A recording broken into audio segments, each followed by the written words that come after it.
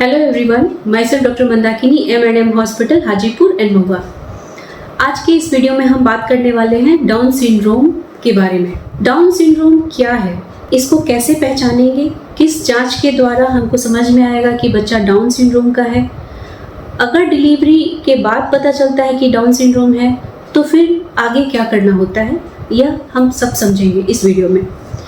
तो सबसे पहले डाउन सिंड्रोम क्या है, तो हमारे बॉडी में 46 पेयर ऑफ क्रोमोसोम होता है। डाउन सिंड्रोम में 21 नंबर वाले क्रोमोसोम पे एक एडिशनल क्रोमोसोम आके चिपक जाता है, इसीलिए इसको बोलते हैं ट्राइसोमी 21।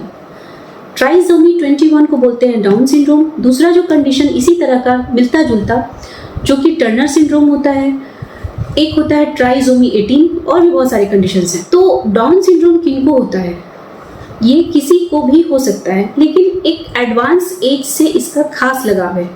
जैसे हम लोग बोलते हैं कि जो बच्चा होने का जो एज, सही एज है वो 25-30 के पहले है।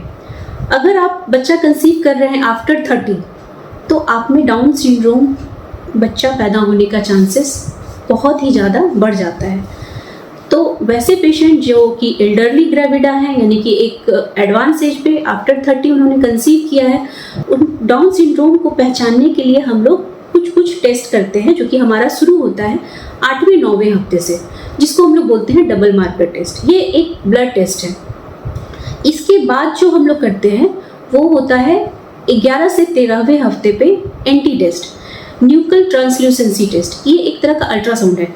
इस अल्ट्रासाउंड में हम लोग बच्चे के जो गर्दन का पीछे है वहाँ पे थिकनेस देखते हैं।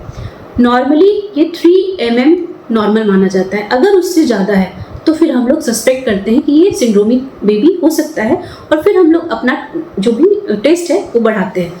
जैसे कि 16 हफ्ते के अराउंड हम लोग ट्रिपल मार्कर करते हैं, या हम लोग ट्रिपल मार्कर को छोड़ देते हैं और सीधे अराउंड 19-18 वीक पे हम लोग क्वाड्रपल मार्कर करते हैं। ये ब्लड टेस्ट है।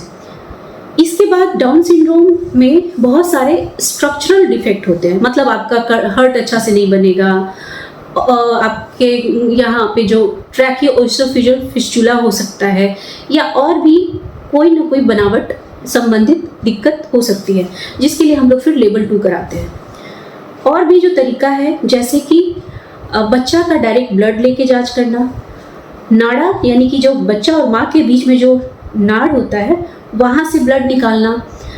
तीसरा कि जो बच्चा गर्भ के अंदर, बच्चा उसके अराउंड में जो पानी है वहाँ से पानी को खींच के उसमें सैंपलिंग करके और जेनेटिक रीडिंग करते हैं।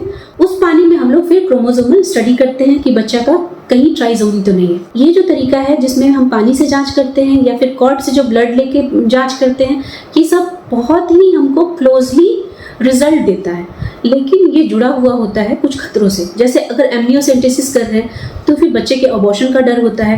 अगर हम कॉर्ड सैम्पलिंग कर रहे हैं, कॉर्ड से हम डायरेक्ट, जब बच्चा पेट में है, माँ के पेट के अंदर है, और तब हम लोग कॉर्ड से खून निकाल रहे हैं, तो इसमें भी बहुत सारे खतरे जुड़े होते हैं। तो इन सब कंडीशन में जो लेवल 2 अल्ट्रासाउंड है ये बहुत ही हेल्पफुल होता है। अगर हमको वहाँ पे लगता है कि बच्चा सिंड्रोमिक है और साथ साथ में जो एंटी टेस्ट सपोर्ट कर रहा है, क्वाड्रपल टेस्ट सपोर्ट कर रहा है, तो फिर हम लोग लेवल 2 और इन पीछे के जांचों के आधार पे हम लोग टर्मिनेशन के लिए बोलते हैं, यानी कि हम लोग वहीं पे प्रेगनेंसी को रोकने के लिए बोलते हैं।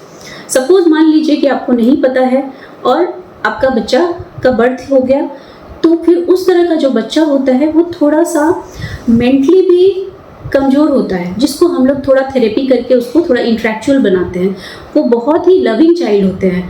उनका जो स्कूल होता है वो अलग से होता है। हमारी सोसाइटी का जो प्रयास होता है कि उनको कुछ न कुछ ऑक्यूपेशनल सपोर्ट में डाल दिया जाए, उनके अकॉर्डिंग उनके लाइफ स्टाइल को हम लोग बनाते हैं। उनका जो लुक होता है ना बहुत ही पेक्यूलियर होता है। उनका ये ब्रीच धंसा हुआ होगा, ये फिल्ट्रम बहुत लॉन्ग होगा, उनके हाथ में जो ये जो क्रीज है ना ये सीधा एक होगा। हमारे में इधर और इधर से पाल्मर क्रीज जो होता है ये बिल्कुल एक ही होता है, सीधा होता है। इनका एक बहुत ही पेक्यूलियर फीचर लुक होता है, जो मैं आपको यहाँ पे ऐड करने की कोशिश करूँगी। तो इस तरह का जो सिंड्रोमिक कंडीशन है, यानी कि कंजेनाइटल, ये और भी तरह के हो सकते हैं, जैसे कि एनेंसेफेली बोलते हैं, यानी कि बच्चे का पूरा माथा न होना, स्पाइना बायोफिडा, यानी कि जो रीढ़ है वहाँ से कुछ मांस का निकला हुआ होना। मेनिंगोसील इंसेफेलोसील, मेनिंगोसील का मतलब माथा के पास से इतना बड़ा एक मांस लटका हुआ होना जिसपे ब्रेन का पार्ट निकला हुआ होता है। और एक और कंडीशन होता है इंसेफेलोसील, जो कि रीढ़ की हड्डी से इतना बड़ा मांस निकला हुआ होता है। ये सब कंडीशन में बच्चे का सर्वाइवल नहीं होता है। एनेंसेफेली तो जैसे ही हम लोग अल्ट्रासाउंड के माध्यम से पता चलता है, यानी कि बच्चा का माथा ही नहीं है, तो हम लोग उस समय उसको टर्मिनेशन के लिए बोलते हैं। इसमें हम लोग को बहुत लेट नहीं करना होता है, ये आपको 10 से 12 हफ्ते पे अल्ट्रासाउंड में ही पता चल जाता है। और बाकी जो है मेनिंगोसील, इंसेफेलोसील, ये सब भी आपको, अगर आप अपना रेगुलर डॉक्टर से चेकअप करा रहे हैं, अल्ट्रासाउंड में आपको एक सही समय पे पता चल जाता है और फिर उस समय हम लोग को रुकना होता है, क्योंकि ये बच्चा आगे जाके सर्वाइव नहीं करता। तो आज की वीडियो में इतना ही, मिलते हैं नेक्स्ट वीडियो में। Thank you.